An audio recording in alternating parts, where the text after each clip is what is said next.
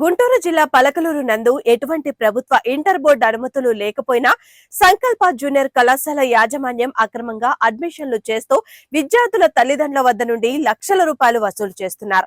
ఈ రోజు 10వ తరగతి పూర్తి చేసిన విద్యార్థుల్ని ఆకర్షించుకోవడానికి స్కాలర్షిప్ పేరుతో నిర్వహిస్తున్న టెస్ట్ ని ఎన్ఎస్యుఏ మరియు ఏఎస్ఎఫ్ విద్యార్థి సంఘాల ఆధ్వర్యంలో అడ్డుకొని జిల్లా ఇంటర్మీడియట్ బోర్డు అధికారులకు సమాచారం ఇవ్వగా తక్షణమే అధికారులు కళాశాల వద్దకు చేరుకుని స్కాలర్షిప్ టెస్ట్ నిలిపివేసి ఉన్నతాధికారులతో సమీక్ష జరిపి చర్యలు తీసుకుంటామని తెలిపారు.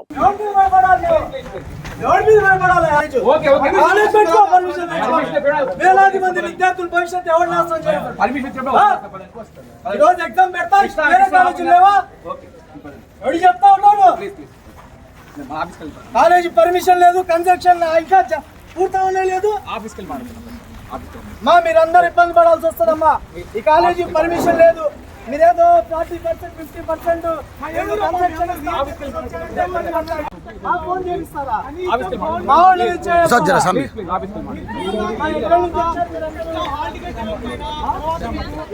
పర్మిషన్ లేదు,